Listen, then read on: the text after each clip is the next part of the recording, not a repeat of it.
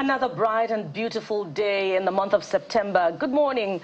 Welcome to your perfect morning starter right here on Channels Television. I am Bukola Koka, blessed amongst indefatigable journalists Kaidi and Jeffrey. Morning, guys. How are you doing? Okay. What do you want? What do you want this morning? Of course, Kaidi, you know what I want. Off camera. Indefatigable?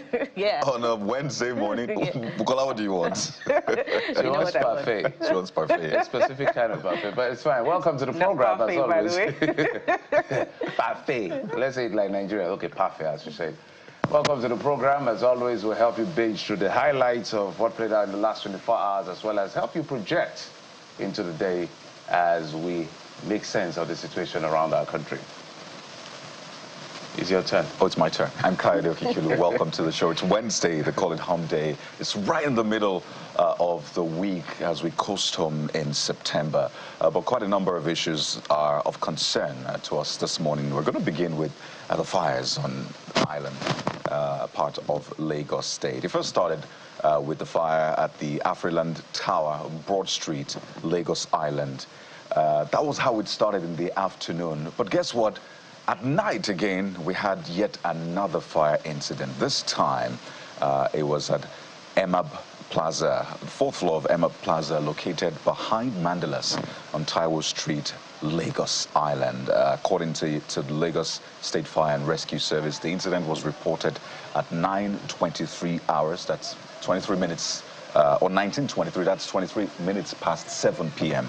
Yesterday, prompting immediate dispatch of fire crews from the Ebute Elefu Oniru stations. We're told that the fire started from one of the stores as usual, but this is what we have this morning, the aftermath of that fire incident, guys. And this is coming after the one that was reported at Afriland Tower on Broad Street at about 1:38 p.m. yesterday, the building housing a commercial bank and other, businesses. But come on, it's a rainy season and we're seeing fires. Indeed, and the images, coming through show just the extent and the magnitude of the fires. And one wonders, about fire drills and the preparedness of entrepreneurs, traders in what is considered a central business district in Nigeria, the commercial nerve center, Lagos, the commercial capital of the country.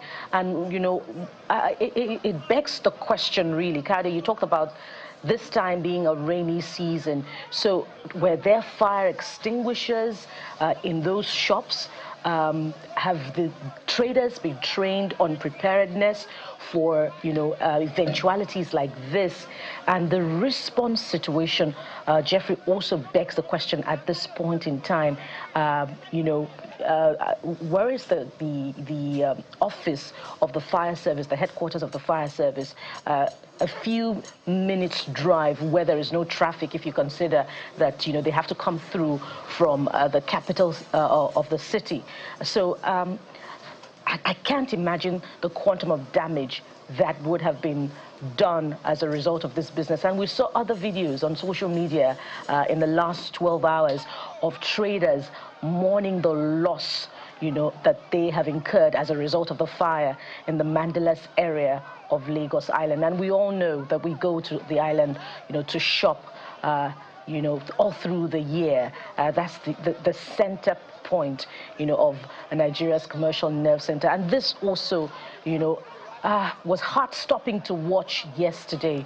And it also speaks to, the preparedness for fire situations, of offices on the island. What happened to, calls put through to the National Emergency, the Lagos State rather, Emergency Management Agency? Why didn't we have proper rescue? This is not a video that I'd like to watch all through to the end. But of course, the company that has been identified as its staff, trying to get out of the fire of danger yesterday, has put out a statement. Of course, that would be UBA, saying that there was no casualty recorded and all of its staff were evacuated to safety. But of course, the manner is what is really unsettling, Kaidi and Jeffrey. I don't know what was running through your mind as you watched this video yesterday? There are several layers of problems here. So let's begin with the UBA. You know, people are saying UBA headquarters, but the UBA had come out to say it's not their headquarters. Yeah. But one of the buildings that one of their branches is in, and they've given out a statement that no casualties recorded. Perhaps we'll get better detail much later. But this speaks to how we build in terms of escape routes, exit routes. I don't know, maybe engineers and people who do construction will be able to tell us whether this was a structural problem that did not envisage moments like this, or this was just an impossible moment that this was the only option. So that has to be checked. That's why the Lagos state government has to check the safety routes of buildings, especially buildings like this. This is the commercial nerve center of Nigeria, for God's sake. And this place is where a lot of money is made for the country that we all are aware of. So it's important that if we call ourselves the center of excellence, everything must be excellent. So as you said, when I was watching this, my heart was almost skipping. I remember a young man wanted to jump. He had to calculate his life and his destiny, looked and looked, and ingeniously remembered maybe there is a furniture somewhere they could throw down so that when he jumps, if he falls and it's not even they are not able to catch him, at least could land and the damage on him will be minimal. So that's this particular video you're seeing. But my question is, how was this built such that there was no other way than jumping off windows like this? Or this was just the only option, no matter what the design should have been? So the builders will let us know. And for the Mandelas, I don't know why that place is notorious for incidents at about this time. But for a while now, we haven't had that incident. There was a time it used to be a thing. And we're not even in the dry season yet. This is pretty rainy season. So I just feel that places like Mandelas, places like that's where we generally call Echo, we should have, the best of the best of the best kind of Lagos State Fire and Rescue service station there. I do not know for a fact whether they are, because of things like this. Their value in terms of goods and services, and more importantly, human lives in Mandelas. For those who are not familiar with Mandelas, I don't want to use any city that I'm not familiar with to describe, but this is what you call the heart of Lagos Commercial Nerve Center on the mainland.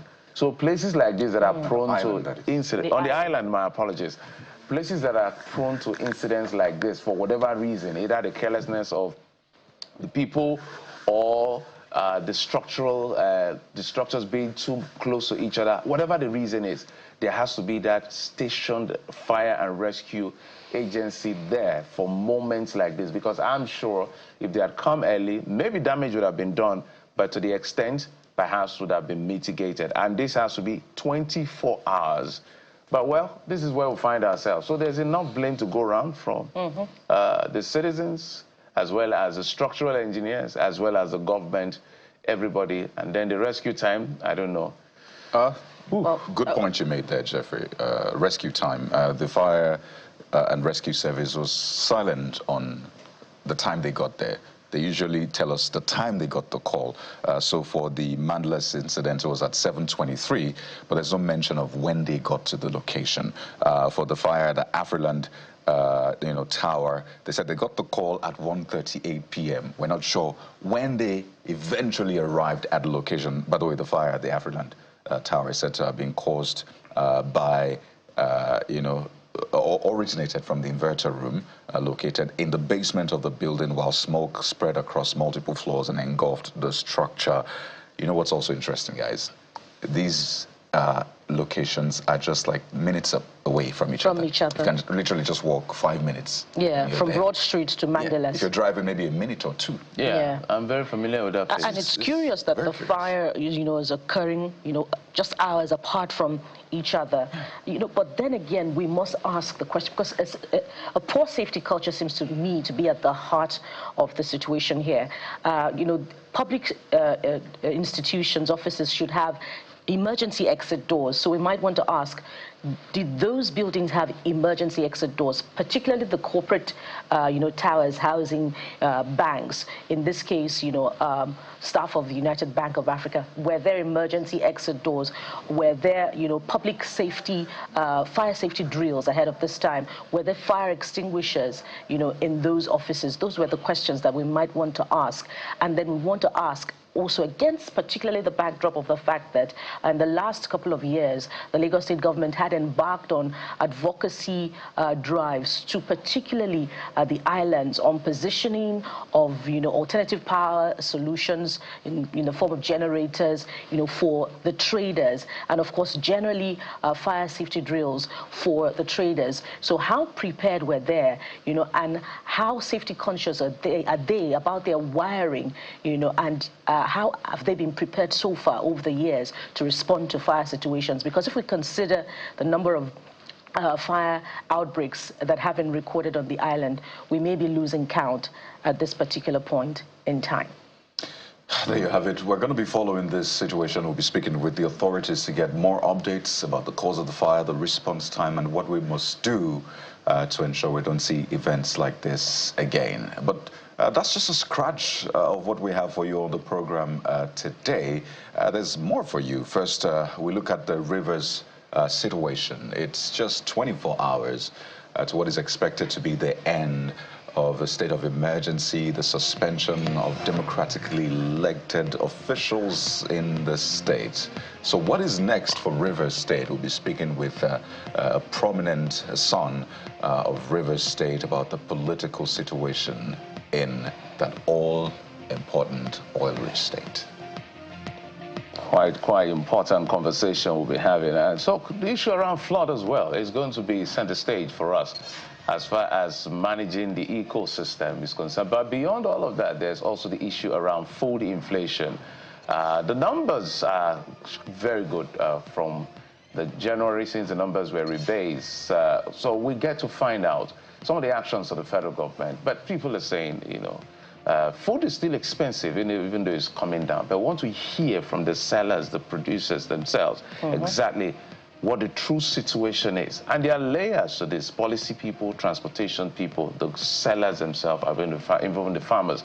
But today we'll zoom in on the people who will go to get this product on the So program. beyond what government is saying about the prices of food staples crashing, let's hear exactly from those who are in the markets, who are selling the foodstuffs themselves, to confirm whether that is true. And how practical is it, the order by the federal government that the food prices should be crashed in the light of declining inflation? But that's not all. Jeffrey did mention that we'll be exploring, the consequences of the current weather situation. In the last couple of weeks, some cities in the country have experienced a high degree of rainfall. So what should we be worried about at this particular point in time, particularly the cities vulnerable, the coastal cities? So we'll be having the experts come talk to us about how we should be better prepared for the coming rains.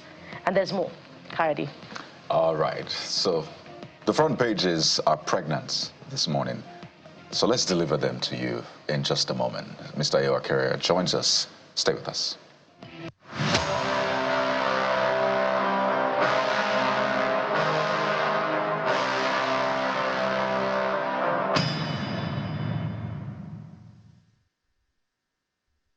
Where did the front pages are pregnant come from? But anyway, Mr. Ayo joins us this morning. You learn ancient English. Oh dear. Yeah. Jeffrey, I wasn't expecting that. Ancestral English. Well, Mr. Ayo joins us as a member Nigerian Guild of Editors. Is live with us from our Abuja studio. Mr. Akera, good morning. Welcome to the program. Kayode and Bukola and Jeffrey, it's a pleasure. So let's deliver, shall we? We're starting off with Vanguard newspaper. I think it's one of the biggest stories, nationally speaking. I mean, for us in Lagos, we have the fire incident. But on a national scale, the rivers situation is the biggest story, I must say, because we're counting down till tomorrow. Hopes, mixed views as emergency ends tomorrow. Ibas asks residents to nurture peace already built. Elders sue for unity. Fubara returning as a conquered man. That's coming from the CUPP. And you see ABGA's founding chairman saying governance may suffer. That's Okore, by the way. And PDP is warning Fubara against defection, demands probe of interim rule, and Tinubu returns from vacation. So all of those things packed together into one. I just want you to maybe look back with the benefit of hindsight where we're at right now in Rivers State. Do you think this is the best case scenario, that things could have maybe been worse or better? What is it for you, Mr. Carrier?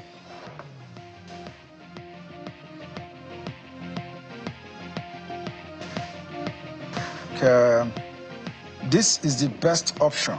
You know, I've listened to all the arguments and all of the postulations over time that the emergency rule was not necessary, it was illegal, unconstitutional, and all of that. Yes, if we want to go by the legalese, then lives would have been lost. Even the democratic institutions, structures, and what we will say, for example, that is some form of democracy in Rivers State would have been completely lost with the hula baloo, the crisis that engulfed the state. I listened to Vice Admiral Ibok Eteibas as he delivered this something that looks like a valedictory speech.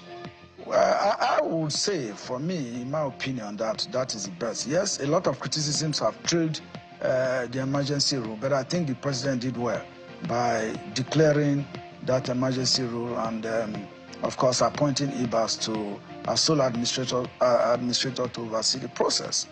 If you look at the last 6 months, between March 18 and now, yes, the 6 months rule is supposed to elapse tomorrow. But if you look at what has happened in the last 6 months from March 18, how many people have been killed in Rivers State?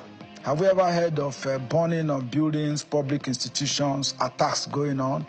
The tension in Rivers State was so much. For me, I was even worried that if it was not properly managed, we might just be reenacting the Operation Wettier, what happened in the First Republic that started somewhere in the Southwest. So I was worried. I'm from the South, and I thought that the president had a duty as commander-in-chief to step in.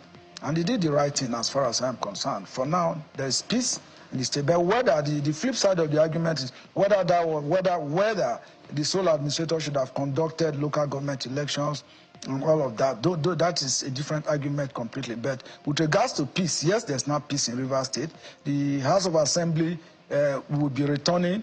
I think will be returning. Everybody may have learned their lessons. And as Vanguard reported this morning, I think the governor of the state, Siminalayi Fubara, will be returning to office with his tail tucked in, because he was talking tough before the emergency room. But now it will be interesting to me to listen to his first broadcast when he does take office. But for now, I think Nigerians are just watching with crossed hands, crossed fingers to see what happens in the state.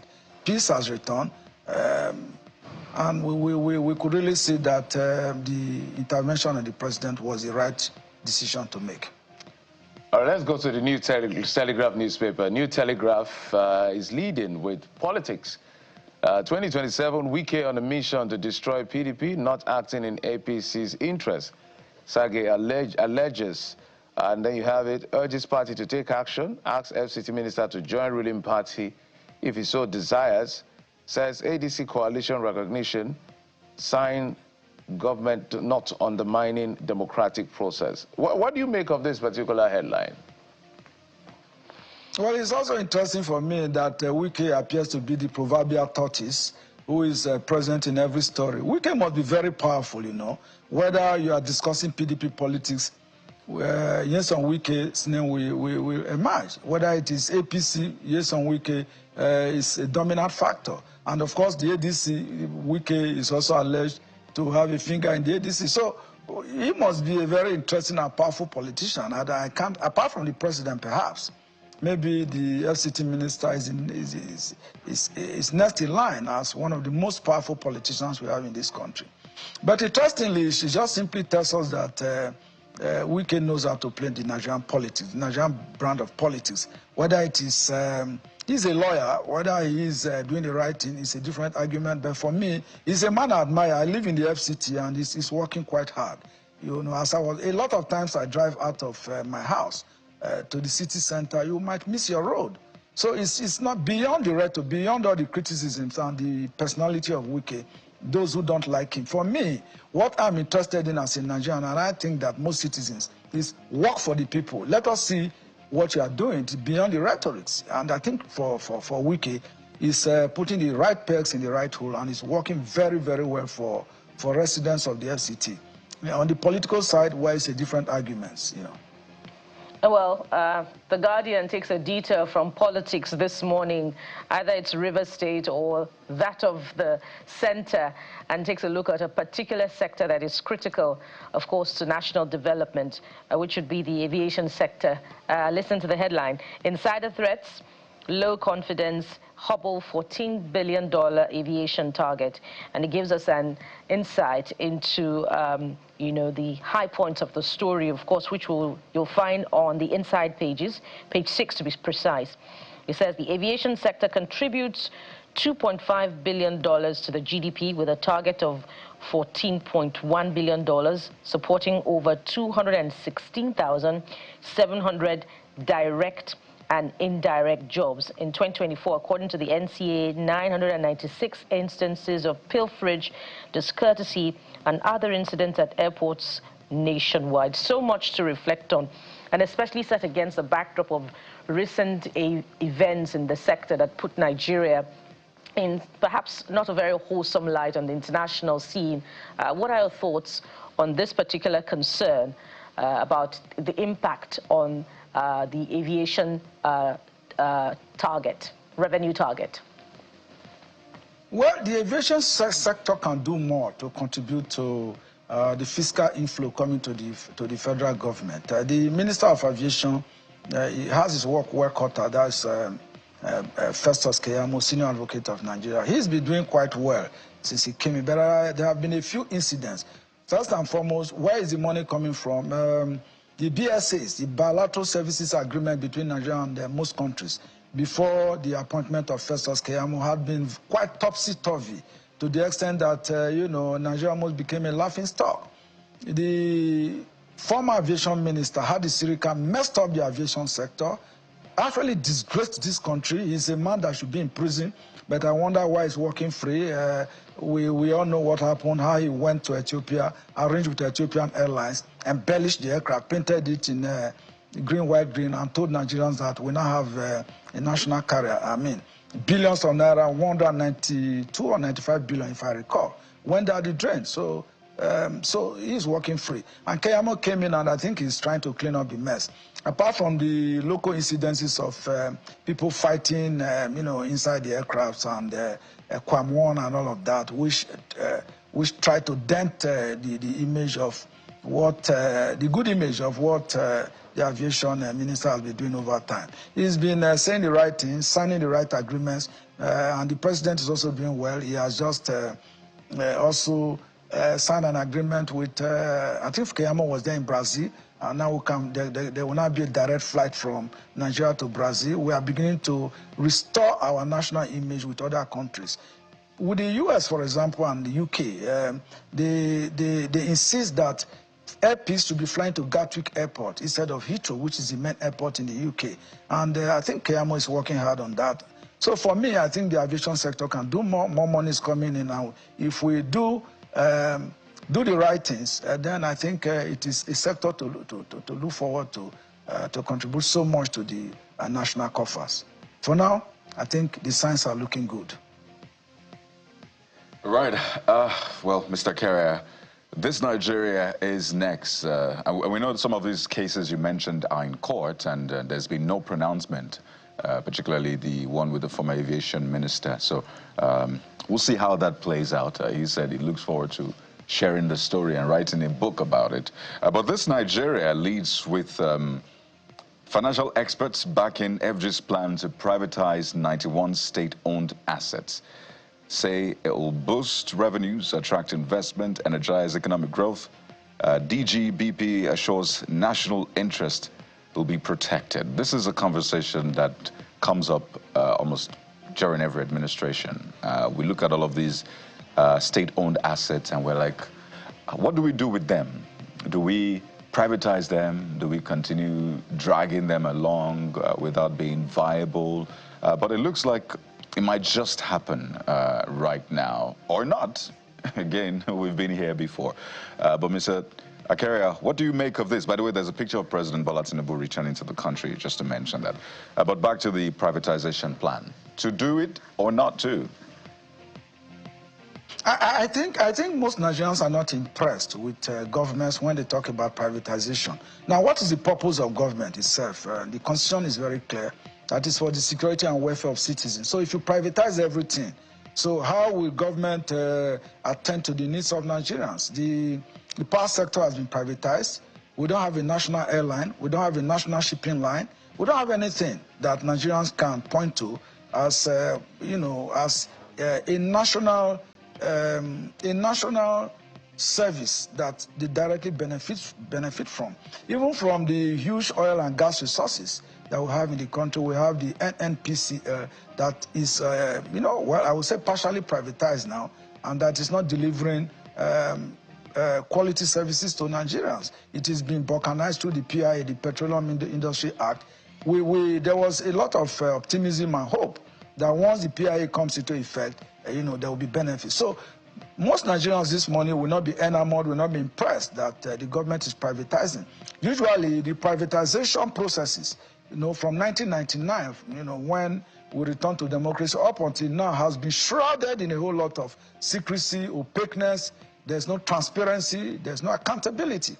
That is why most Nigerians are not impressed when government talks about privatization. So it's a two-way traffic thing. First and foremost, if you privatize, cronies of government gets to buy off these public assets, and nobody is accountable to Nigerians. And on the other side, Nigerians, we are being robbed of access to what can be subsidized services coming from government. So everybody is made to pay for everything. You dig your borehole, you provide your water, provide your electricity, either you get a solar or generator, and then you provide your security.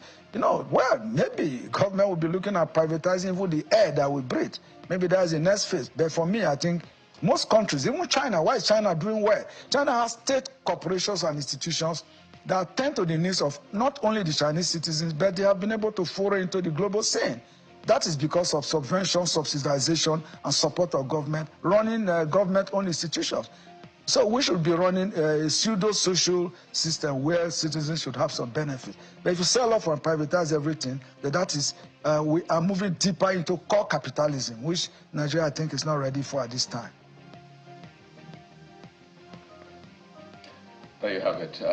The coming days will tell how the government will approach all of this, but I think we're clear what they want to do with the refineries. I think it's been said what they want to do with the refineries. Whether or not we'll go through is another thing entirely. But Mr. Akaria, we have to thank you so much for your time on the program today and for your insights.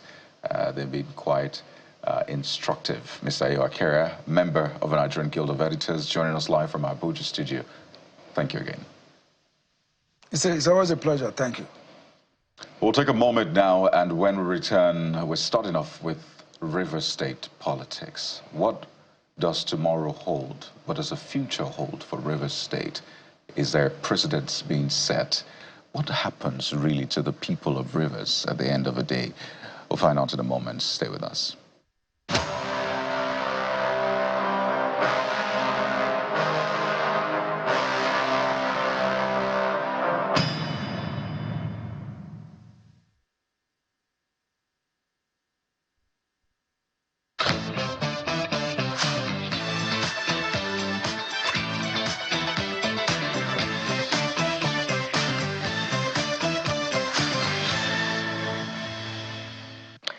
It's been a long and arduous journey, particularly for the elected in Rivers State.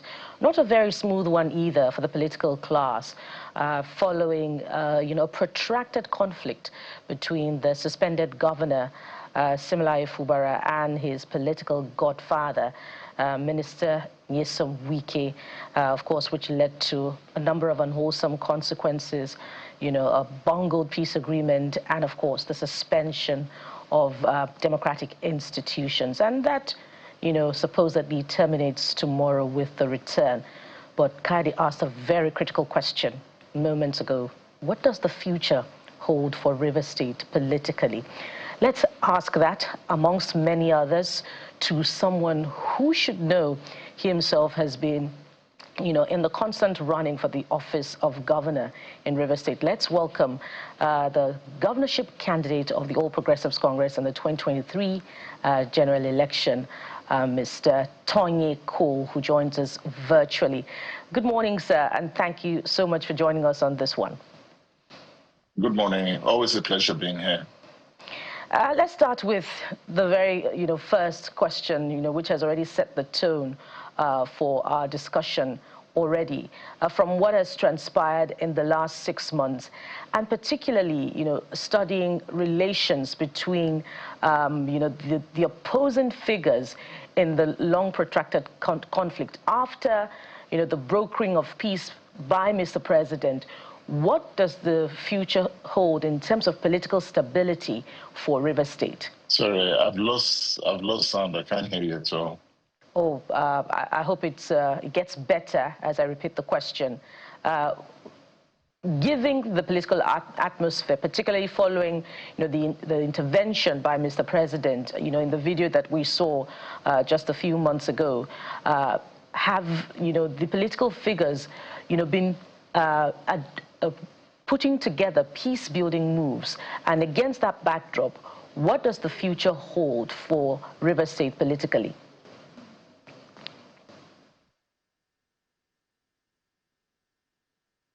Mr. Cole? Mr. Cole, can you hear me? Okay. Oh dear.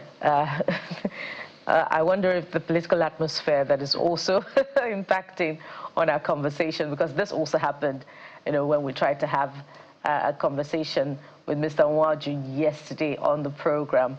We didn't quite anchor our conversation with Mr. Nwaju, but we hope that it will be better this time around. Okay, we'll try this again with Mr. Cole. Hello again, sir. I hope you can hear me now. Now I can hear you. All right, brilliant. Having studied the atmosphere in River State in the last couple of months, and again, when we consider that Mr. President has brokered peace between the warring factions, we saw them in videos just some months back in handshakes. Some would say, that that's just for the optics, but that there are still unhealed wounds. But from what you can tell us, have relations improved between these political actors? And against that backdrop, what does the future hold for River State politically? Okay, so first of all, I recall always saying that the one person who could resolve the Rivers crisis when the governor, Fubara, and the Honorable Minister, Nyesom Wike, had a very public falling out was Mr. President. And if he had not weighed in, there would have been no way that the situation would have been resolved. We found ourselves in a very, very unfortunate state of emergency, one which was not welcome at all, but that's where we are. And in the midst of all of that, there was a reconciliation between the governor and his political godfather, the Honorable Minister. It's never a palatable situation, but that's where we are. Tomorrow, we have the governor coming back, and the scenario is exactly where we were when he began his fight, which was that he found that he was totally surrounded and could not take decisions himself.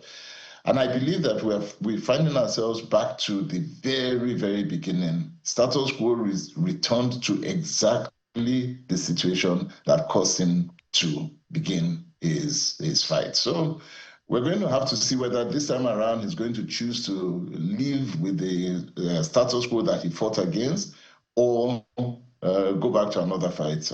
Only the government can tell us. quite a very interesting way you put it, quite mildly, because everyone is curious. But the most important thing now is that there's peace in the States. Whether that peace is fragile, whether it's just short-term, it's a different kettle of fish entirely. But you have access to all of this, gentlemen. Now, it is clear what has played out, that the governor has now been encircled. Politically speaking, it would appear to look like coming into a lame duck situation. That's what it looks like. I don't know how ingeniously he's going to walk around this, because he's the #1 citizen in the state, but he's flanked around by, you know, quote unquote, political hostility that have now reconciled. If you were to speak to him, what will you be telling him? You know, it's extremely difficult, and I think the governor will be finding himself in a very difficult situation. First of all, the way politics has played out in Nigeria, almost every situation is a governor in leaving office looks for somebody who he believes can continue whatever agenda they had moving forward. But time and time again, we find out that where the new governor or whoever has come in as governor is left alone to kind of run his administration, then things kind of progress. Where you then see that that doesn't happen, almost always we have ended up in this whole godfather, godson fight. And it's never been good for democracy. Everywhere that fight has occurred, the people have tended to suffer a lot more. My prayer is that as we come back, because we don't know what we're going to see starting from tomorrow, the one thing that we are sure about is that the governor is not in a position to make any decision. So to your question, what I would do if I were him would be to now sit down with the honorable minister and appeal for some leeway to allow certain decisions to be taken by me as governor and others to be taken by him, whatever peace agreement they had. The truth is that we do not know the details of that peace agreement, so I cannot tell the extent or the limit of the powers that he has now. You know, listening to some of the terms you used, I just wonder if we're making a big mockery of democracy as it ought to be, because you would imagine that a governor who is elected will have powers that are backed constitutionally, right? That doesn't need appealing to carry out. But now if he has to appeal, sit down, look at the details of a peace accord, shouldn't we just say there is no point doing this if that is going to be the modus operandi? Because that is not what democracy is. You derive power from the people and then you're able to act. That's why they call executive governor, and even though we don't quite use that term. Anyway, so wouldn't this be making a mockery of democracy even further? Because I think we have done quite a job of work making a mockery of it. But this will be pushing it even further, Mr. Cole. You know, I've always said that what we're experiencing in Rivers State in itself has been something that I personally have not been happy about regarding what it portends for democracy. And I think Rivers State is finding itself right in the center of shaping and defining the boundaries of democracy. We need to reset our boundaries. And you cannot truly be in a situation where, as you've said, you have an elected governor of a state like Rivers State, which is a very, very critical and important state, not just for the people of Rivers State, but for Nigeria as a whole.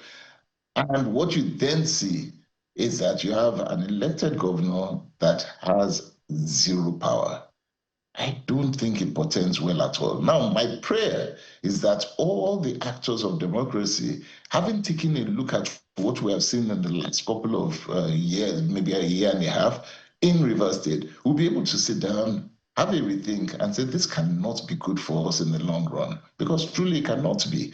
And then the governor coming in should have the leeway to do some of the things that his peace accord has agreed. But I don't know what that peace accord is. But yes, this is not an excellent example of democracy at all. So should we just start all over again? Now, I don't know what that would look like, rather than continue in this direction, which we know is flawed. You can't build something on nothing, as they say. So shouldn't we just, I don't know if Mr. Fubara would say, you know what, I don't want to be a part of this anymore. This is making a mockery, if he will go along with all of this. But is there any point just dragging this on? Because it doesn't make sense. You know, if he was going to, if he was going to resign and say, I'm not going to do this, he should have done that a long time ago. I think he's found himself in a very, very difficult situation, which he's agreed to, and there's nothing he can do about that anymore. As per whether we want to start democracy again and all of that, no, I think we just need to redesign some parts of our democracy. There are people who are very, very upset about what democracy is showing them. This is not what they expected in democracy, and we need to reset it. I believe 100% personally that we have to take a look at our presidential system of democracy and tweak it so that it works for us, because many parts of it are not working for us.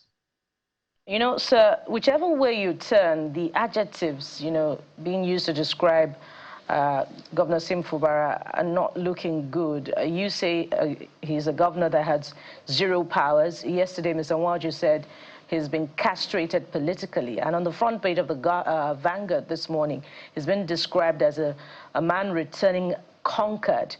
So, you know, your party is responsible for clipping his wings. Some would say in cahoots, you know, with the opposition, which would be his political godfather, Sim Fubara.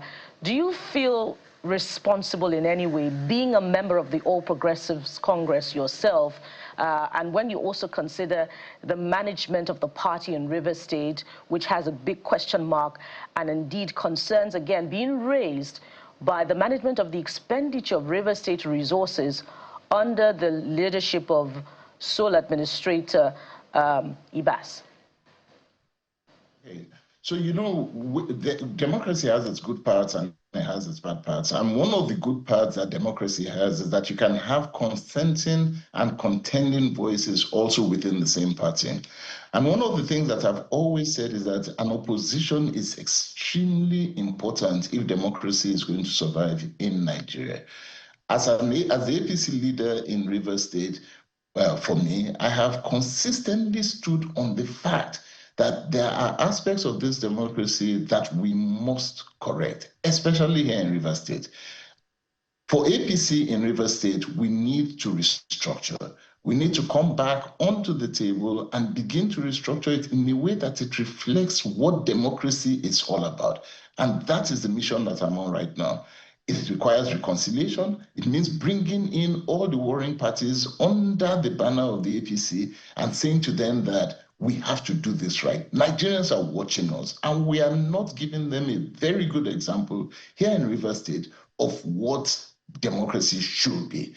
And it is my responsibility at this point to begin to make those corrections visible for Nigerians to see that there is a proper way with which democracy and politics should be played. You know, one of the big arguments, and let's broaden it even beyond Rivers State, because when I look at the Rivers State situation, it's very confusing and it's exhausting. For those who are beneficiaries of it, of course, everything is beautiful. Those who are against it, but some of us will just look at what the law says. And if the law says it as expressly, as literally, as implied as possible, it's fine. We see a lot of lacuna in the law that made people resort to a lot of self-help, which is not how democracy is built. I think we've commented on that for a long time, so that is as clear as crystal. But let's look at the broader picture of how, my colleague Kade used to say, maybe it's our brand and we're just fighting it. I do not know. Give an example. Nyesom Wike literally appealed to a lot of people to be able to get similarly Fubara into office. So nobody can take that away from him, to the extent of which he wants to railroad him, or as alleged, or literally want to, I'm trying to look for a better word now, control the man who is on the seat. is what is causing this debate. And then people also say, oh, even Mr. Tony Cole has some level of godfather over here, Rotimi Amechi. We can go from there to the politics of Lagos State.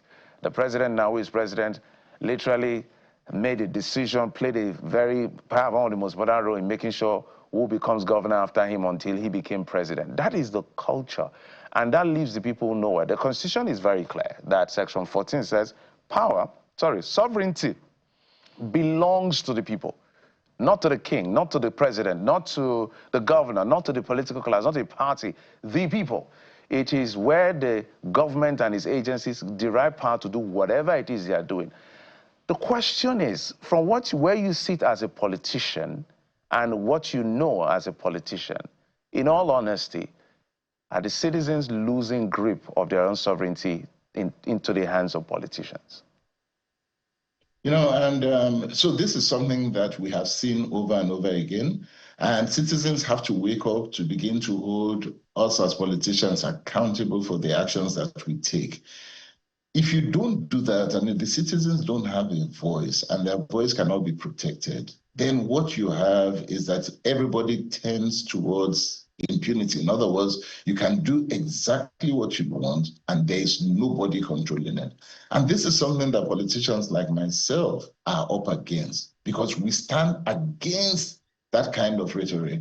What we do not want to see is a Nigeria where we are not held accountable for anything. So I am one that, that believes in democracy for the sake that you are working for the people and the people hold you accountable for the actions that you take. That's where we must get to.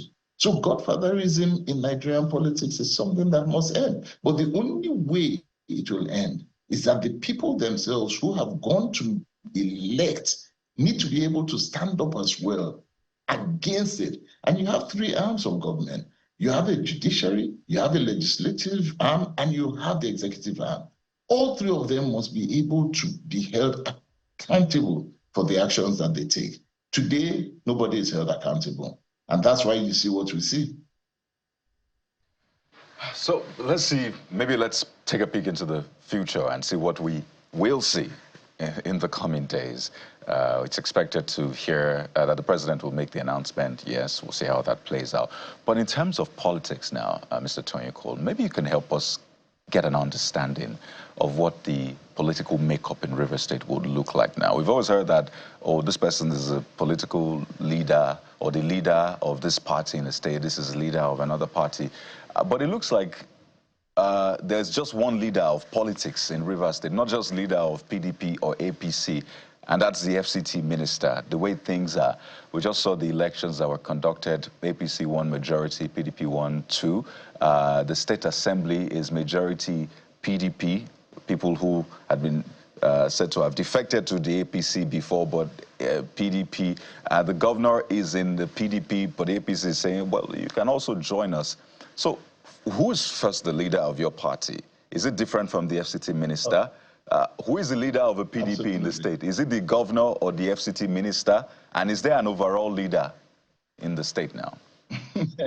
I love it. So River State has been a scene of political confusion over the last 2 years.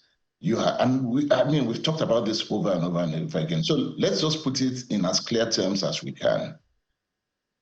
Rotimi Amechi used to be the leader of APC in River State. He has moved to ADC, and that removes him out of the equation as far as these parties are concerned. APC has a legally recognized structure, and that structure, I ran twice under that particular structure, APC structure, and I'm the leader of APC in River State today. The Honorable Minister is a PDP card-carrying member, and he is serving in the APC government, which is very okay. That is the prerogative of the president, and nobody is going to argue about the president's prerogative to appoint anyone. However, there are many people who he has then put people within the APC and the PDP who are PDP members and they call themselves PDP, APC, PD, and that area of it is very, very confusing. He holds the structure of PDP.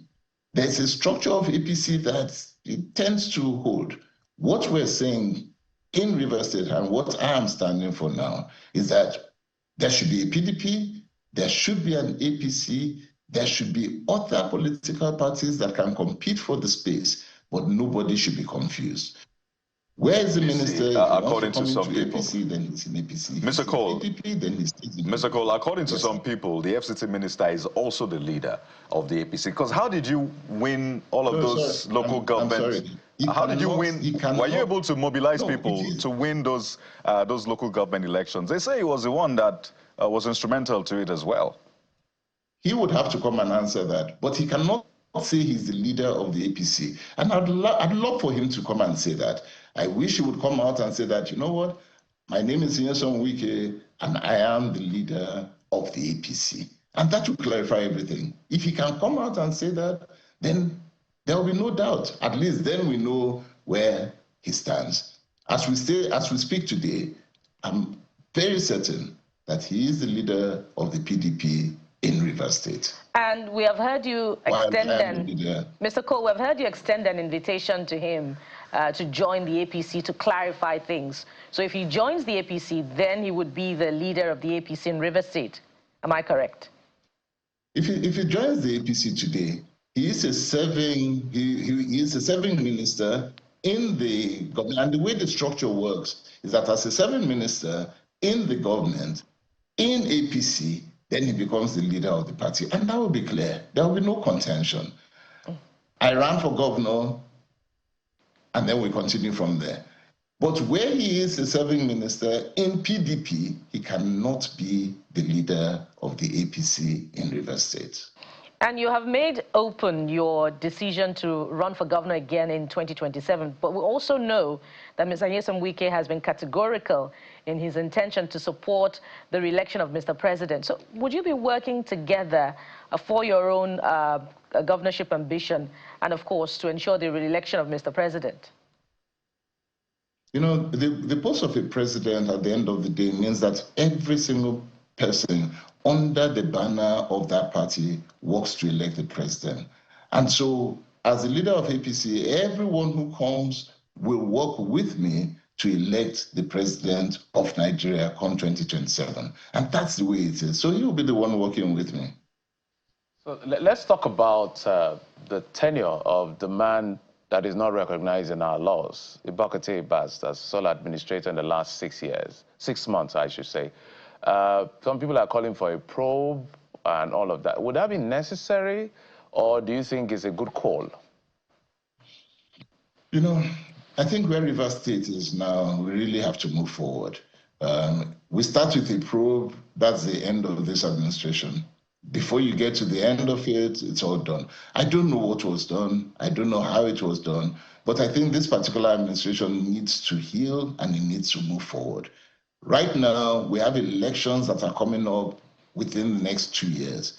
There are many things that have to happen. We've had a governor that has not been, since the day he was elected till today, has hardly done any form of governance.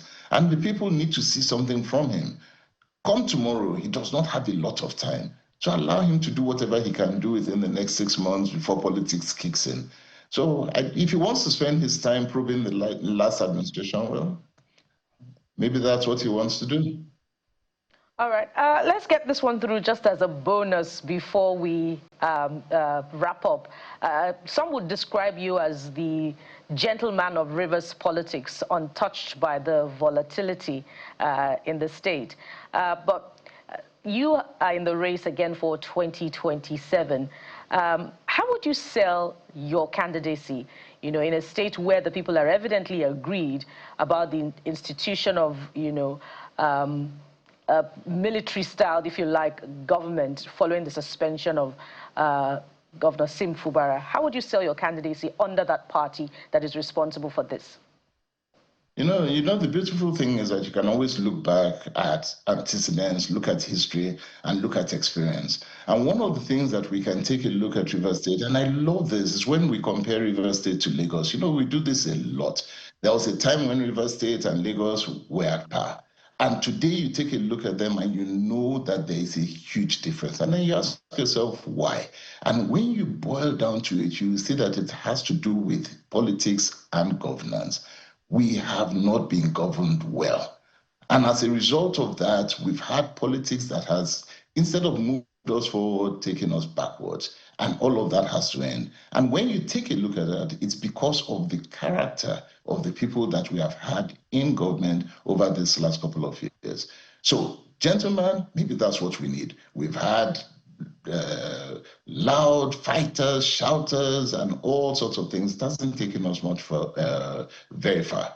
Now we must try a different type of politics and a different type of politician. I believe that I have what it takes to move Rivers State forward, and we're definitely going to do so. So you've made it very clear that you're going to run for office again. But when you look at Rivers politics, are you sure Rivers is preferred for your gentlemanness? And look at let me use the street word, ruffle that has happened since this administration. The good thing is that I walk around, I talk to people, and people are fed up. People are tired of this type of thing, and they're tired of being in the news for the wrong thing always. And I believe that Rivers State is ready for something different. And that's why, in my running, I'm certain that we're giving them something totally and completely different. Now, so, there's a question I want to put in just before we let you go. And we've spoken about the governor's end, but we seem not to have touched the members of the House of Assembly, which that is actually the heart of democracy. Because even as soon as the military takes over in any country, that's where they attack first. I did ask the question about what you'll be telling the governor, but now let's reverse it to what kind of counsel should be given out to the members of the House of Assembly, and of course the lieutenant of the FCT minister, who are also going to be serving as executive in the local government area. Of course, we know, I think it's common knowledge that the man is literally surrounded. So what will they be doing to ensure there is peace? Because they are there to check him. They've tried to impeach him twice. So you already know what I'm trying to say here. Yeah, I do. So the governor has a lot to do. And basically, if I were him, as checkmated as it may seem, there's something about relationship, and there's something about going around to the people and working with them so that you can move Rivers State forward. So what I would essentially do is, all of this is set, the die is set, it's cast.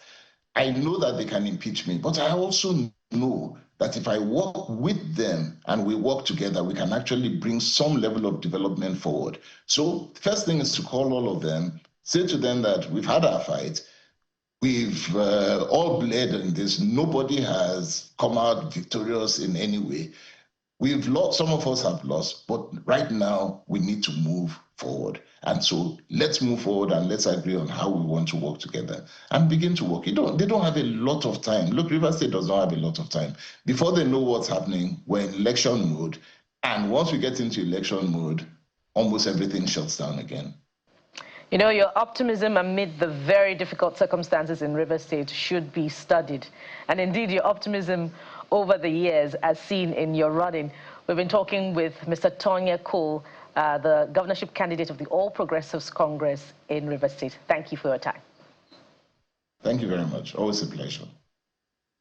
I will pause for a break now, and when we return, we'll be exploring yet another important conversation. How should we be conducting ourselves amid weather predictions in recent times about thunderstorms and rainfall? Stay with us. We'll be right back.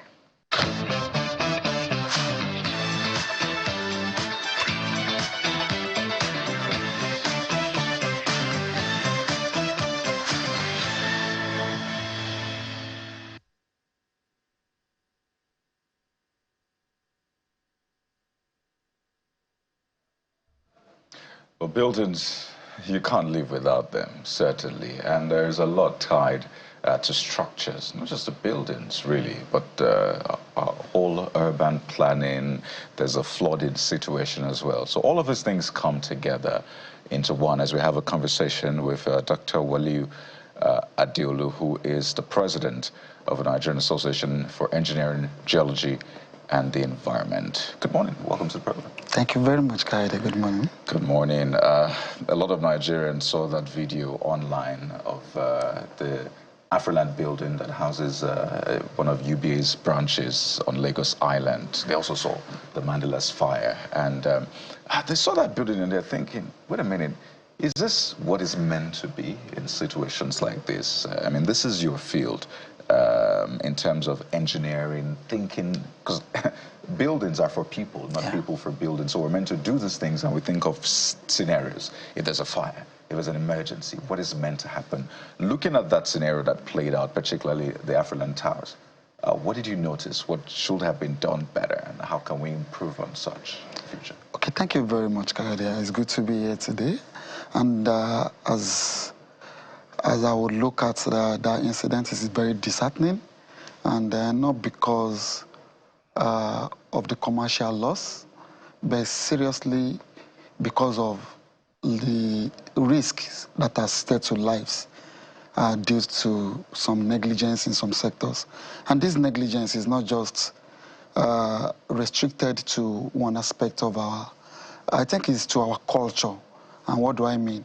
Beyond technical suggestions, designs that has to be implemented, our usage, safety, understanding, we commit most of the things to prayers rather than sticking to safety compliances. You know, I would be very bold to say that I'm part of the Nigerian Building Code domestication to Lagos State. There are quite a lot of safety regulations that have been put in place into our designs. But of course, you know, even when these designs are done, you can hardly come in to help the people that live there to maintain the safety protocols. The safety protocols are often neglected after even the design has been done. What we can do as professionals is to design and prepare for safety, prepare for fire hazards in all of our, in the aspect of the designs. But the implementation comes to the people itself, you know, and this commercial, the people that use this building often do not follow those simple safety regulations within the design. I know the building, this particular building is an old building, but nonetheless, even old building, every engineering design must take into consideration that safety where you have exit plans. You would be amazed that exit plans, but they've been converted into some, would I say, commercial outlets, maybe shops. You know, that's the usual thing that happen on the island where this eco. I will call it eco. Yeah, that's what we call it in Lagos. So these areas, you see them converting exit areas into outlets, you know, for commercial. Those areas are not to be compromised in whatsoever conditions. So this part of commercial loss, the economic loss, is significant and is to be addressed. However, the loss to life, the threat and the trauma is is immeasurable. So based on this, I feel from an engineering geology perspective, it is something that we have to avoid, because once this happens, even the soil to which that building is to be erected is now weakened by the effect of the fire incidents. Well, a lot of things we need to just do right. The times we just imagine, no, don't worry, it'll be fine. Let's just do it this way. Let's make money, do things fast. But those things eventually come to bite us in the bum. And we're hoping that the coming floods will also not bite us in the bum. Predictions come up time and again. The rains have come. It's funny we're talking about fire when we're in the rainy season, right? So it's almost like wherever you turn, the elements are just doing their thing. But what do you make of the predictions for this year? From your own assessment, are we ready for the floods? Well, I thank you very much again for that question. These topical questions that touch on the lives of people, they matter a lot to me. And there is a way of looking at nature controlling, telling us that we should be careful, that we have limits. We are not particularly, I would say entirely free to use the land anyhow. We need to be very responsible. And in this responsibility, we need to acquire quite a lot of scientific data to guide us. The precision of this data would help us manage the flood. Yes, I know the meteorological agencies they have quite a lot of equipment now, better than before, but even when you can predict this flood accurately, what are the responsible activities that you are doing? One, we have floodplains that goes from the upside to the lower elevation areas, and these floodplains oftentimes carry sediments in them, and they are flooded, and they are silted up. That's the word we use. There's supposed to be continuous dredging and desilting of our floodplains to be able to carry more volume of water. Also, apart from the volume, there are areas there where we can zone into high risk and low risk flood prone areas that would reduce the impact.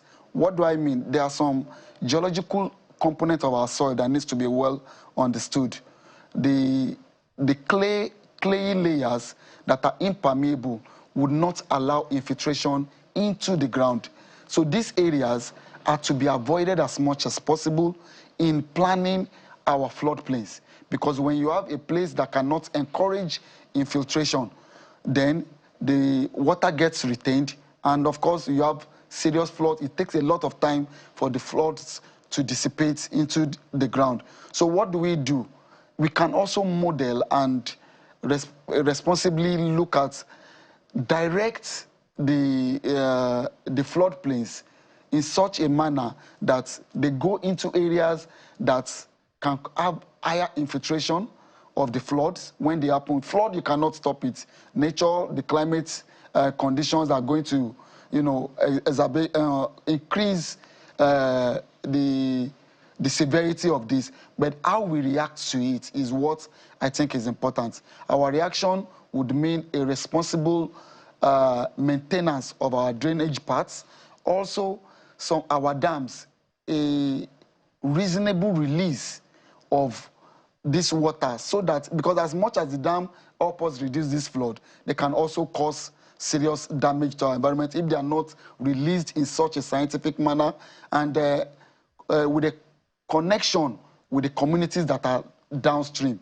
If you don't have this connection between them and a gradual release, not just an immediate release of this water from the dam, these and many more would affect the environment. My apologies, if you can help us, let's use Lagos for example, which is where we do business. There are several other parts. If you have the information, you can also posit this with those scenarios. What is our reality in Lagos that we should accept? So, main part, island, and the mainland. Because in places like Opik, for instance, when it rains, there are parts that is literally impassable. There was a time, I don't know whether it still happens, but literally every time it rains heavy, those seasons, people need to literally evacuate or go stay somewhere else for like a few days or a few weeks until the situation gets better. So help us from a scientific point of view. What is our reality in Lagos? What parts of Lagos, if you live there, you should just know that for the rest of your life, this is what you have to be facing, except you need to have an alternative plan. Let's begin from there. Okay, well, thank you very much again for that question. If you look at it, Lagos is downstream. And what do I mean? Whether you're on the island or on the mainland. If you look at the geological landscape of Lagos, we are down on the map. So when this flow comes, we are almost going to be affected every time. So we cannot stop it. So what we can do is how do we respond and how do we manage it. The reality of Lagos is a coastal area, and we have what we call coastal plain sands. These sands have little or no affinity to retain water for a long time. They would go through them, and the problem now would be that we are surrounded, of course, by the beaches and the sea level, the seas. So the sea level rises. Sometimes it does not allow, should I say, it does not allow the floods to easily go into the oceans where you would have the impact minimized. So when you have sea level rise, it does not allow easy passage of water. Trying to use something that the audience would probably understand.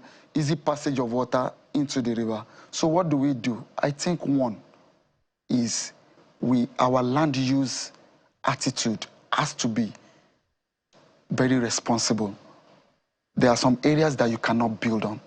Some areas very even close to where we are right now are on floodplains. I would like you to be mentioning. That's why I said our reality. So let's not speak in theory, if you don't mind. Okay, thank you very much. Again, you look at the Onyo Dam, usually houses quite a lot of volume of water, and when this water is released into during the peak of the rainy season, it goes all the way from the Onyo Dam into the Kara area.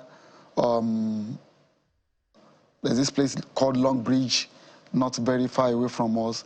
It goes into that side to the Odongunyo, Ikorodu axis. All those areas are floodplains. And whether we like it or not, until these areas, the floodplains that passes through them are widened up, you do not build on those floodplains, we will continue to have issues. I think the government of Lagos has to educate and enforce compliance to not building on those flood areas. We also must encourage forestation as much as possible, because when you plant trees, you are able to decrease the effects of this flooding. But almost everywhere we have one estate or the other coming up, and just for the urbanization of Lagos, everybody just wants to have a building come up, regardless and without respect for these flood paths. I think it's very critical that the government must come up with a sound policy that would deter people and encourage those ones that are built already to please live and, look at their lives. Also, we cannot fight nature. We can only try to live with it. The island is almost at the same level with the sea. That being said, it means our design of buildings in that area have to be resilient. It has to be resilient building design that will be able to withstand some of this flooding. So what am I saying? One, responsible use of our lands. Compliance on another level has to be very deliberate. Three, resilient designs for our buildings that we know we cannot do without, especially areas on the island. It's very important that the designs are resilient to flooding. One design, okay, I don't want to speak in too many technical terms, but what I mean is they have to take into consideration the flooding without affecting the foundations, because when floods are retained too much around the building, they continuously dissipate into the ground, reduce the components that forms the basic competency of the soil, and as such, compromises the building. So I've mentioned flood, desilting of our floodplains is also a major and a continuous event that we must continuously do in Lagos.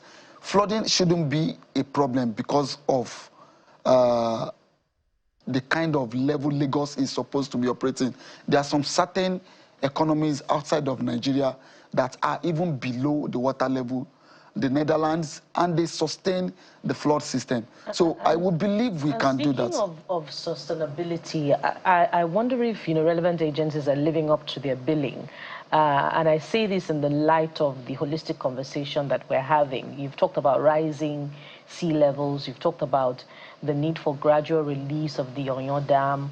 We also know that beyond that, even a damaged dam led to flooding in Borno State, just months ago.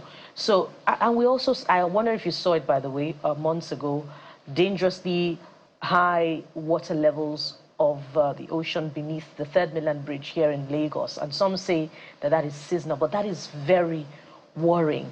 So what should be the role of the National Hydrographic Agency, the Institute of Oceanography, or are they living up to their billing, and what is government bureaucracy that is preventing the interventions in terms of structural projects that should stem the tide in rising sea levels, which is also part of the worry beyond high degrees of rainfall? Okay, well, thank you very much. Again, we look at these agencies of government that's supposed to be responsible to guide us with this data.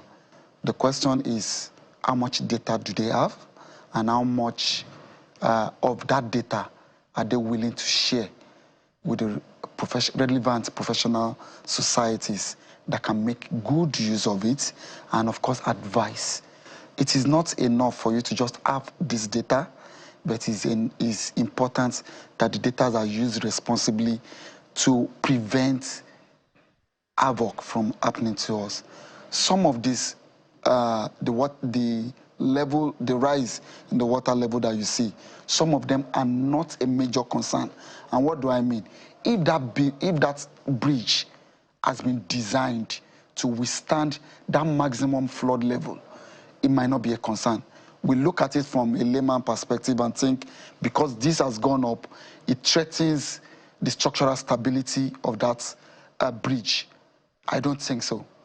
Every design takes into consideration a worst-case scenario, a level at which, even when the water level is at the highest, the hydrostatic pressure on the bridge would have no effect. And that's what I meant when I said resilient building designs, resilient infrastructural design. Right. And the road is part of this infrastructure. So I am very aware that these designs would have taken care of that high level. There is no need for panic when you see that. But the point is, it has some cultural impacts when it is that high. On some other areas, it does not allow people move. I'm aware of some buildings that you won't be able to even get out of the areas without using canoe and some other things. So the key thing is, sensitive structures as roads and bridges are designed to withstand those high level of flooding. Indeed. And unless I am going to be, surprised, that is when they wouldn't have done that design. But I'm sure responsible road companies would have done quite a lot of design to be considerations and parameters to withstand that high level of. You just opened another vista of conversation. Responsible road companies. How many road companies, construction companies are responsible? Because you find lots of roads and you wonder, was this really constructed by people who went to school to learn how to build the very best of roads, or just some random people? But I'm not going to get into that because there's conversation around flash floods, the drainage, how fast can they drain water, can we really prevent flash floods and all of that. But we're totally out of time. But just to mention again that the federal government has predicted fresh flooding in Lagos and 13 other states between the 16th and the 18th. This is the 17th. So expect, if your state, and that's why it's important to follow the news, if your state is among the states listed, they are, I'll just give you some of them. Akwa Ibom State, Cross River State, Bayelsa, we have Delta, Kebbi State, River State, Sokoto, Ondo, of course Lagos State as well. Please be on the lookout. But we have to thank you so much, Dr. Waliu Adeolu, the President, Nigerian Association for Engineering, Geology and the Environment. Thank you for your time. Thank you very much, Kaidi. Thank you, everyone. We'll take a moment now. When we return, inflation figures are out, but what are the prices really when we talk about food, that is? We'll have a leader of one of the biggest markets joining us to walk through our reality together. So stay with us, we'll be right back.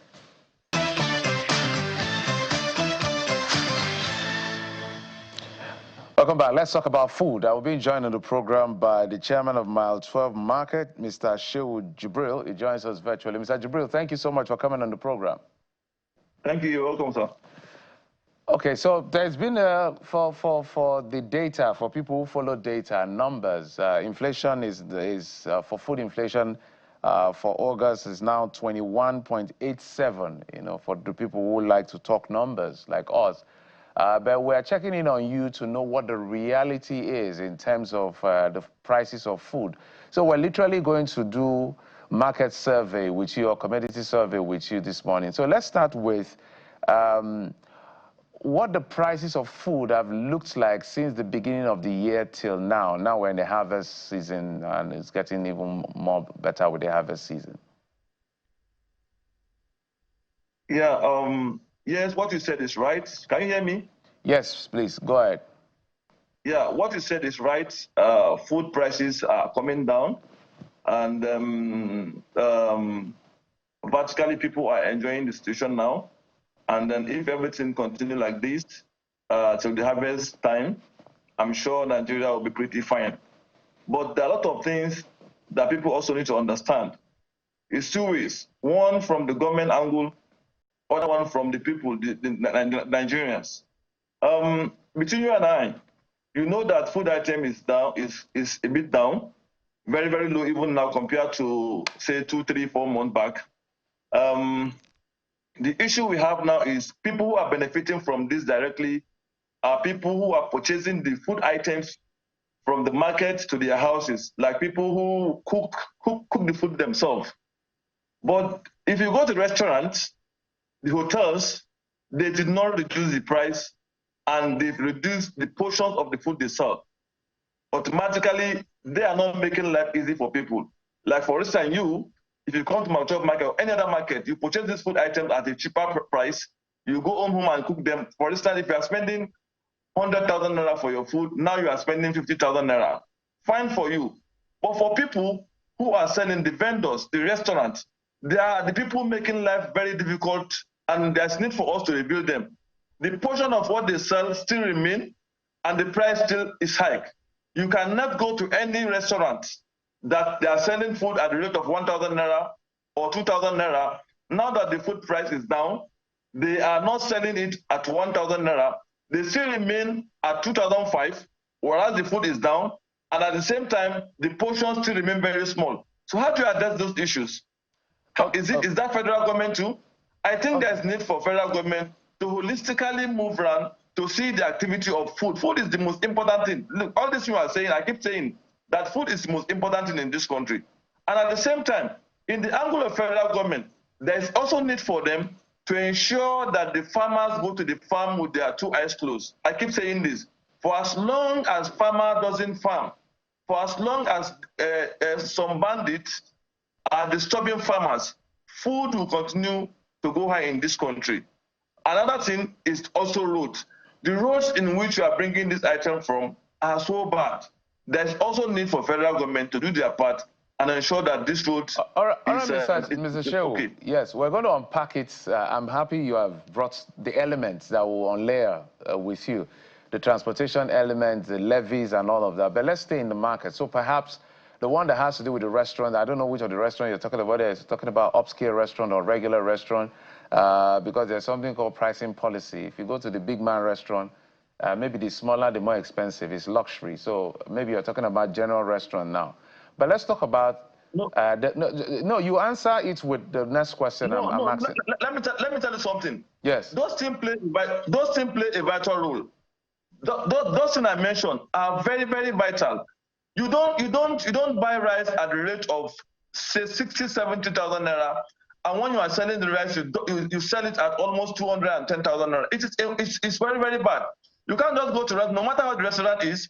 When the rice price is down, it's either you add your portion to be more and reduce the price, or you leave it the price like that and add the portions. Nothing is happening within those restaurants. Okay, Mr. Shehu, yes. Go to restaurants and eat their food. Yeah, it has nothing to do with either big man. Food is all food. I know some people would decide to go and eat food. Maybe that's what. Maybe in their own home it will be Mr. Shehu, so that my colleagues 200,000. That's the people. But at least for average Nigerians, nobody seems to reduce the price when price are reduced. You understand me? Yeah, my apology if you can hear me. Marketing will debate. Now you have moved from that to core marketing and strategy. But let me just stay with what I can handle with this particular one, and that has to do with the specifics, a specific amount of commodity. So maybe you walk through them for us. You know, say where was rice, where it is now. Where was a bag of rice? Where is it now? A basket of tomato, you know, just the layer, just so that we put it on record and see the effort of government in terms of policy and all of that, the gains and all of that. So a bag of rice then now it's 62,000 naira. That's a bag of rice. 62 or 52. Can you hear me? Short grain or long grain, please? You said? Short grain. Long grain. Okay, how much is short grain, a bag of rice? 50,000 naira. And you know, there's also discrimination in that, choice as well. There's imported, there's Nigerian. So how much is imported bag of rice and Nigeria bag of rice?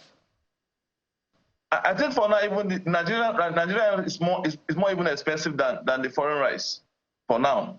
Okay, so how much is the Nigeria rice as against the foreign rice? Nigeria rice is 2,000 naira, while the foreign rice is about 50,000 naira. Okay. And that's a deceit because they are trying to say, okay, look, when we bring the foreign food, it will be more cheaper. It's just a fraud. The federal government should insist on the Nigerian farmers to bring their rice so that we can consume good food. Yeah, I did say that I should walk us through. I didn't even know there's long and short grain. That's why we have a woman on this side. I just eat rice.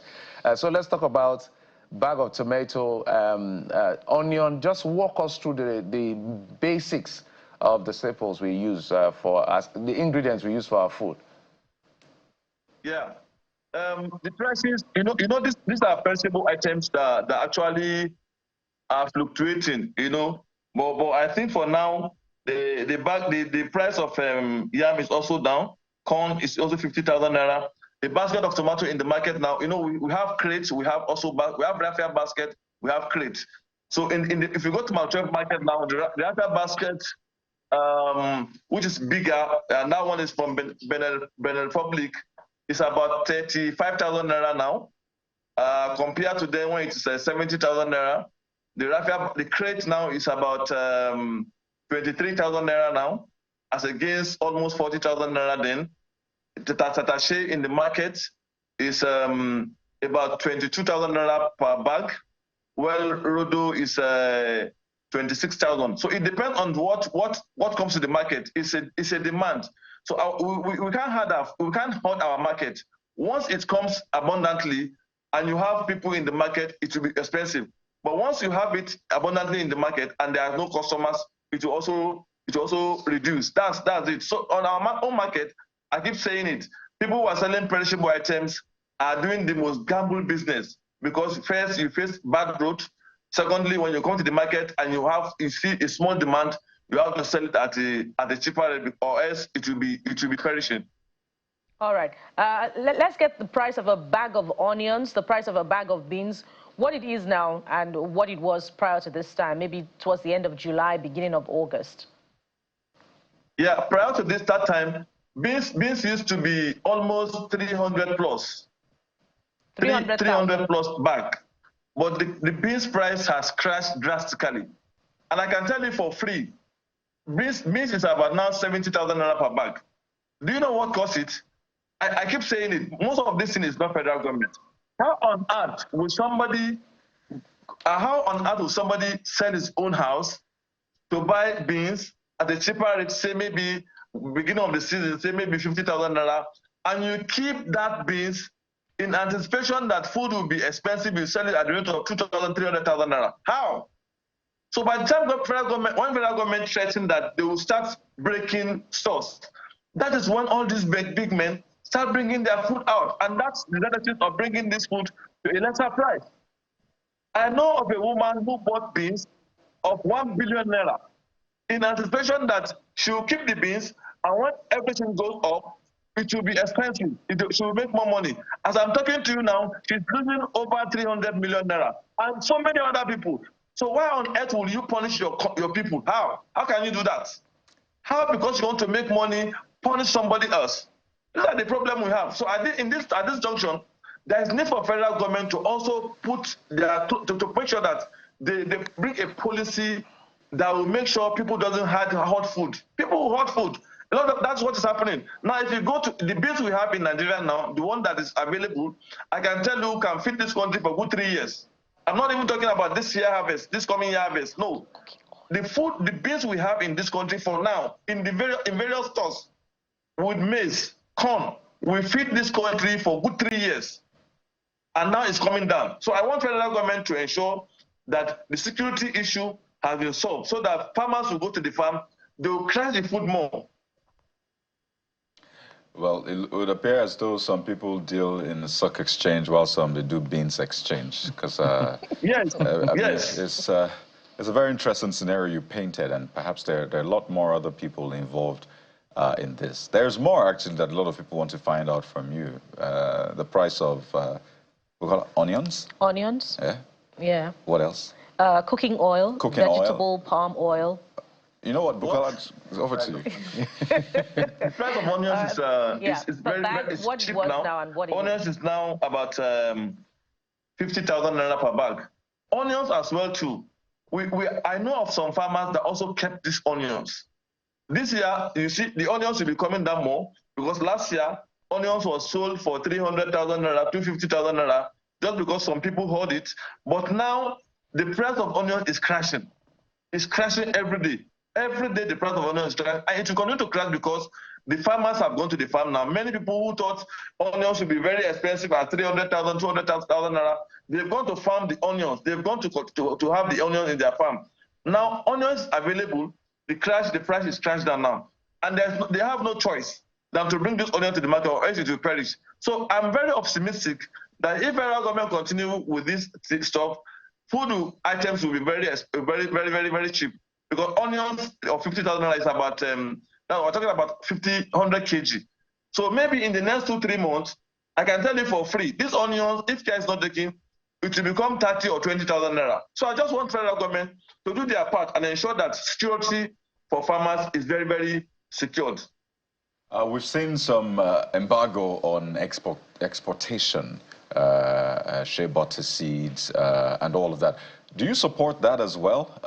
Stop exportation of food items? Because a lot of people who would say, I want to export so I can earn foreign exchange, also improve the economy and all of that. So is that something you're supporting as well? Because some have said other sellers would rather choose to sell abroad than to sell to the local market in that sense. Is that something that you see also affecting the price? No, me, I'm not in support of exporting Nigerian food. See, Nigeria is blessed. Let me tell you something. We are privileged to go out of this country. If I'm not mistaken, Nigerian has the most cheapest food in the entire world. The cheapest food in the entire world.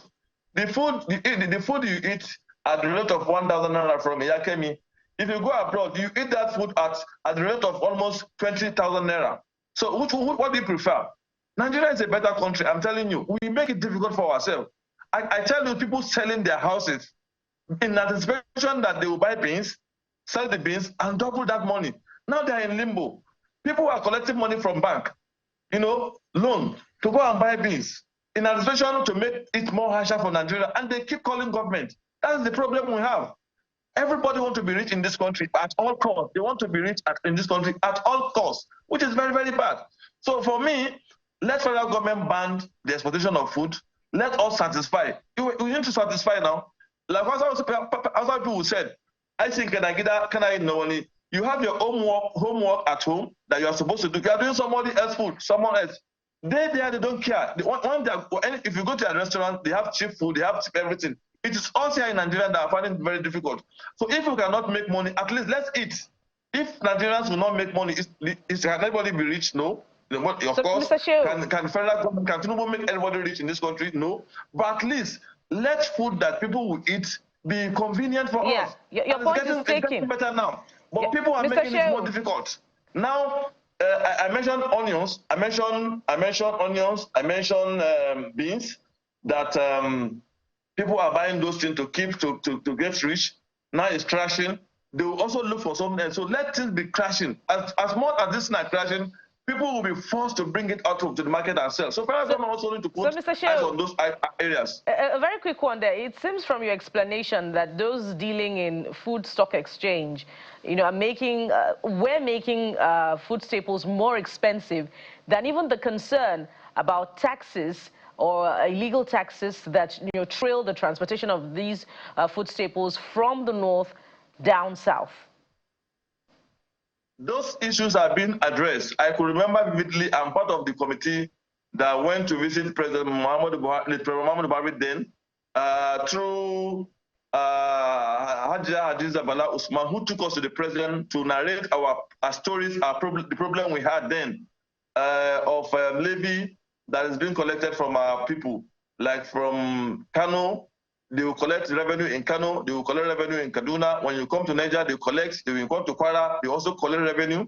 When you come to Ondo, or all those states, they collect the revenue. But when we went to see the Mr. President, we said things are getting better, things are getting worse because of the trading we have. We are spending more money in the roadside, and he now make order that everything we are buying from the north will pay revenue at the loading point and offloading point. That has been going on for a very quite long time. But now it has changed. Honestly, I must say it has changed because all the state government collect revenue at the roadside and roadside. And the worst part is, if you don't have that money, they molest you, they collect your, whatever you have in your box, they drop it down for you to ensure that you pay that money, which is very, very bad. So that angle too, I want federal government to look into that. But in all, a trader who is bringing items from Kano to Lagos must have put all those money together. Give driver so that they don't give you any issue because there's absolutely nothing you can do. Any border you come, they ask you for money, just give them. But the issue is even beyond that. My main concern now is people who are high. See, you don't understand what I'm a grassroots person. When you are talking about grassroots, I am one of the grassroots people. I deal with people who are very poor. I deal with people who are in tattered conditions. I deal with people who are facing a lot of difficulties in this country. That's me, and I don't leave them. I still live in my trap market. I think within my trap axis, I deal with so many people. I know what they're going through. But the issue is, what will you do if you don't have this thing cheap? Federal government has done so well for ensuring that the food price is crashed, either via data, either physically. Everybody knows food price has been crashed. But they have to look into the people who are holding this food and into the vendors who will buy food at cheaper price and also sell it at the higher price. All right, Mr. Jibril, I think well said. I wish you could have put some figures to how much an average truck spends between the north and, say, Lagos. How much do you think that is? Do you have any idea? Honestly, I'm sorry, I cannot say because it depends on who you meet in the roadside. Let me tell you something. Some of these touts in the roadside, because our drivers are not, they don't go to school, they're having this issue, they give them a sticker of bread. Somebody will stamp a sticker of bread, use barrel to stamp it and say you must pay me money. And because they don't know, they are afraid of harassment, they are afraid of harassment, they are afraid because of robbery, they will pay. So many situations. I can tell you this for free. Even in Bega here at that time, there's what they call Sakamaji. It was Babatunde Fashola that helped us that time. When we closed the entire border that said we are not bringing items to the southwest because of what is happening. That is when Babatunde Fashola took action and ensured that those things stop. But now I think it's reduced. We spend maybe around 100,000 naira or thereabouts. Okay, at least there's some figures, so we wanted to posit that because the federal government has also made pronouncement in that direction. But most thank you for giving us this empirical update that we can work with as far as the food prices are concerned. Mr. Sheikh Jibril, Chairman, Mile 12 Market Thank you, sir, for coming on the program. Mile 12 international markets. My apologies. I like that. Thank you very much. All right. I like this survey. So it's not MBS numbers. It's not a subject of conjecture anymore. No, not just the fact that of course MBS does average of every. It could be cheaper, more expensive here, but the average. But this is a good survey. Absolutely. Kylie. Oh, yes. So, Maltov International Market, yes. Little wonder there's beans exchange and all of those exchanges. But we'll be following with all of this to see just how well things play out in that sector. It says the prices should crash even further. But we have a few stories that are making the rounds right now across the board that we just want to show you as we wind down on the program today. There's a meeting of Mr. Peter Obi visiting Isa Ali Pantami. And according to Mr. Pantami, as a former minister, they discussed a range of issues, including agriculture, economy, education, artificial intelligence, global statistics, and unity in diversity, among others. This is quite interesting, guys, because, you know, this man, that's the former minister, was called several names, particularly by supporters of Mr. Peter Obi. But there you have their meeting. So politics is really not your mate. It's fluid. It's not your mate at all. Well, there you have both It's men. interesting to... That's the most unpredictable part of politics. You know, what we say in Nigeria, anything can happen in 24 hours as far as politics is concerned. And I understand that, just before we move on to the end of the show, we understand we have the gentleman, the young CEO, joining us on the program. I think you have that one. Mr. Yes, Adepoju Progress. Yes, indeed, Mr. Adepoju Progress. Holdings, right? Yeah, the 16-year-old chief executive officer of Nova Holdings. And let's just give you an insight into what Nova Holdings, I believe, does before we bring him in.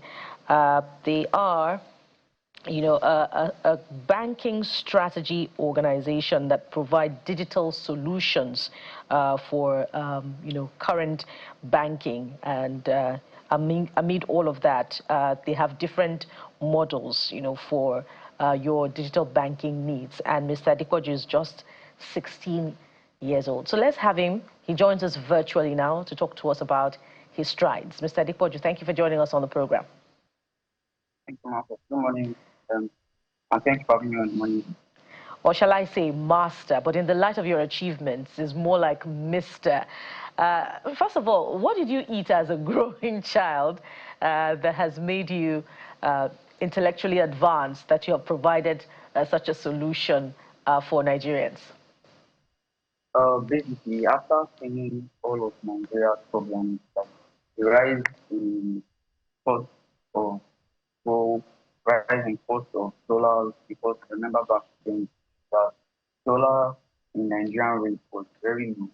And then I decided to try and come up with a solution that I can reduce this price. So I came up with Nova to at least, if I can link it with federal government, any other government of Nigeria, that I should be able to, at least if I can collaborate with the system, I should be able to bring down US solar rates to at least back to the normal rate that Nigeria was really considered.